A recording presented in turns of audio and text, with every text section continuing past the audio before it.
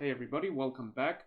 Did you know that you can modulate the BPM in Ableton, right? And I don't mean drawing in tempo automations, I mean literally modulating it with all sorts of different LFO waveforms and so on. There is no official way that I know of how to do this. I'm not sure if the developers intended even for this way to work. This is more of a hack. And if you follow the series of steps presented in this video, you will be able to also. So check out the video. Enjoy.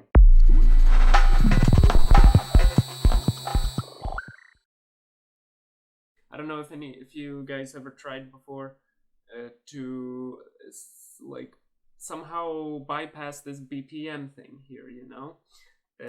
Modulate, of course you can draw automations, right? In the master channel right here, you can draw automations, but perhaps it would be nice if you can modulate it as well, right? So check this out. If you actually tried this before, you maybe came across this barrier, right? If I put an LFO on the master channel, let's actually put it not on the master channel, just in case. I'm going to put it on a separate track. If I map this to the BPM automation, you can see that it's actually going. It's changing it quite fast. But listen, I'm going to play this track that I'm working on, and just to use also as the example for this.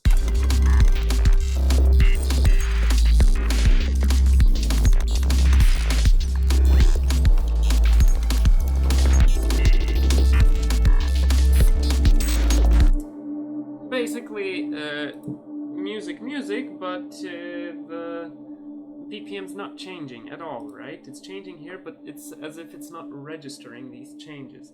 So we need to find a way to bypass this thing, you know, this wall. So what I'm gonna do is put another LFO on a channel, same one, for example. And now I am going to change the wave to a bin, which is binary, which means that it will oscillate between 0 and 1, right? Nothing in between.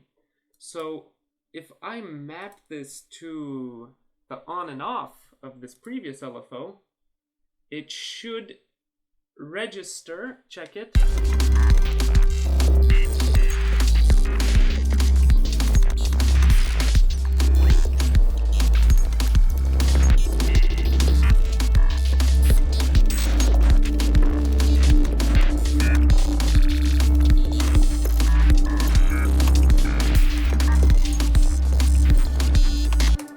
Nothing's happening. I just realized, yes. And if you came this far to try this, you would by now probably give up that it's hopeless, you know, it should be doing something, right? But it's not. So what I actually suggest to do is get rid of this first LFO and instead put the different Max for Live LFO. Different Max for Live LFO, such as this one. I think it's an older version or something. And now when we map this to the BPM and map the second LFO to the on-off of this one, check it.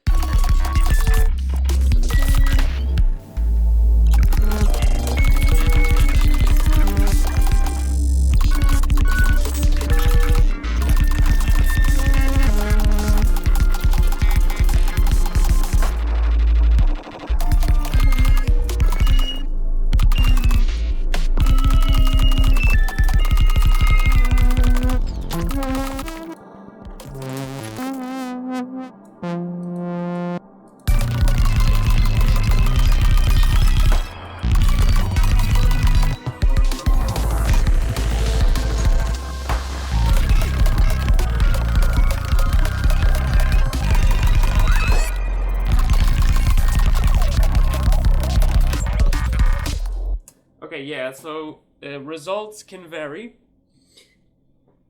Why would you want to do this? Who knows? Maybe it's sound design technique to get, you know, like I put it while having a whole track in process, right? But maybe if you have one sound, you can just do these BPM alterations to it in this type of like organic way.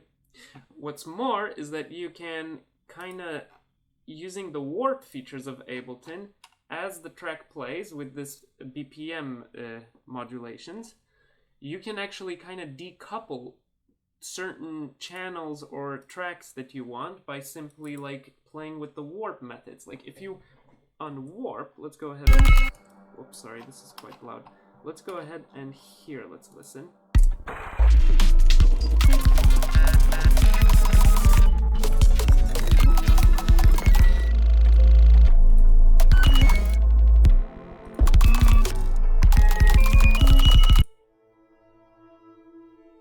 Notice that this specific sound here, while the BPM will be changing, it will stay in pitch, right? Only because I changed the warp method to something other than repitch, right? Such as textures. So this way you can have certain channels going crazy with the BPM and certain channels that stay in your desired pitch, you know? Maybe that if that is like at all helpful, I think it can be nice to remember that. So I think let's see if we can make this musical though. Like for example, if I go back here and let's lower the rate, let's lower the depth a bit so it doesn't go too high up, right? We can control the range of the craziness here, right? Let's listen.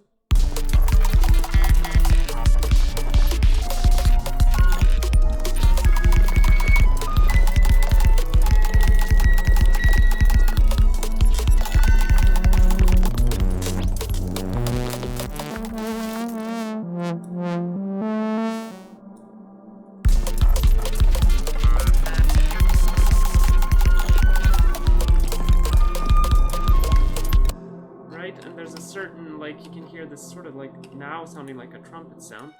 Should be this. Watch what happens when I change the warping method to texture.